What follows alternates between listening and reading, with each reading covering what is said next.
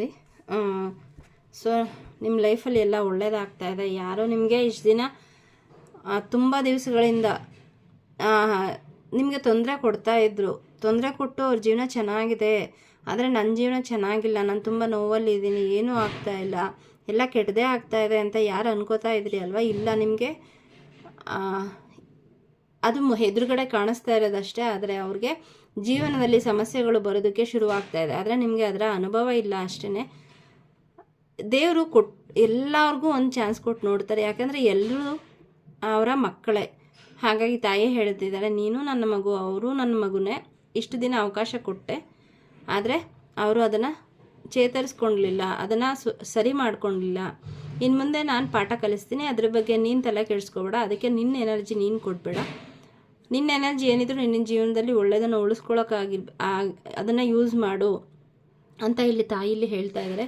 ಯಾರು ತುಂಬ ದುಃಖ ಪಡ್ತಾ ಇದ್ದೀರಾ, ನಾನು ಒಂಟಿ ಅಂತನೋ ಅಥವಾ ನನಗೇನು ನನ್ನ ಜೀವನದಲ್ಲಿ ಒಳ್ಳೆಯದೇ ಆಗ್ತಾ ಇಲ್ಲ, ನಾನು ತುಂಬ ಪ್ರಯತ್ನ ಪಡ್ತಾ ಇದ್ದೀನಿ ಅಂತ ಅಂದ್ಕೊಂಡಿದ್ದೀರಾ ಅಲ್ವಾ? ಅದನ್ನು ಎಲ್ಲ ತಾಯಿ ನೋಡ್ತಾ ಇದ್ದಾರೆ.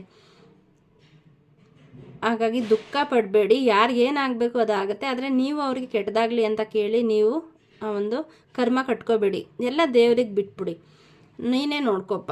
ಆದರೆ ನನಗೆ ನಿನ್ನ ರಕ್ಷಣೆ ಬೇಕು, ನನ್ನನ್ನು ರಕ್ಷಣೆ ಮಾಡು, ನನ್ನ ಜೀವನ ಚೆನ್ನಾಗಿರಲಿ ಅಂತ. ಯಾಕಂದರೆ ನಮ್ಮ ಜೀವನ ಚೆನ್ನಾಗಿಲ್ಲ ಅಂತಂದರೆ, ಆರೋಗ್ಯ ಚೆನ್ನಾಗಿಲ್ಲ ಅಂತಂದರೆ ನಾವು ಬೇರೆಯವ್ರ ಹತ್ರ ಹೋಗಬೇಕಾಗತ್ತೆ, ಬೇರೆಯವ್ರ ಸಹಾಯ ಕೇಳಬೇಕಾಗತ್ತೆ.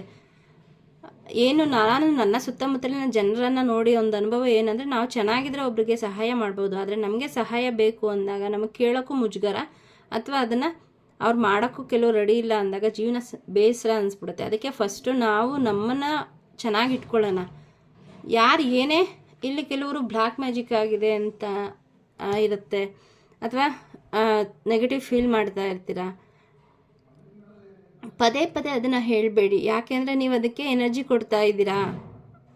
ಇಲ್ಲ ಅಂದ್ರೂ ಕೂಡ ಅದನ್ನು ನೀವು ಯಾರಿಗೋ ಮಾಡಿರೋಂತಹ ಬ್ಲ್ಯಾಕ್ ಮ್ಯಾಜಿಕನ್ನು ನೀವು ನನಗಾಗಿದೆ ಅಂತ ಹೇಳ್ಕೊಂಡಾಗ ಏನಾಗುತ್ತೆ, ಅದು ಅವ್ರ ಹತ್ರ ಹೋಗದೆ ಟರ್ನ್ ಆಗಿ ನಿಮ್ಮ ಹತ್ರ ಬರುತ್ತೆ. ಯಾಕೆಂದರೆ ನೀವು ಅದನ್ನು ಮ್ಯಾನಿಫೆಸ್ಟ್ ಮಾಡ್ದಂಗೆ ಆಗುತ್ತೆ.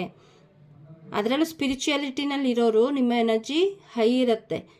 ಈ ಥರ ಅಂದ್ಕೊಂಡಾಗ ಅದು ನಿಮಗೆ ಖಂಡಿತ ಆಗುತ್ತೆ. ಬೇಡ, ಇಲ್ಲಿ ನನಗೆ ತುಂಬ ಸೆನ್ಸ್ ಆಗ್ತಿದೆ ಆ ಥರ, ಅದು ಬೇಡ, ಹೊರಗಡೆ ಬನ್ನಿ ಅದರಿಂದ.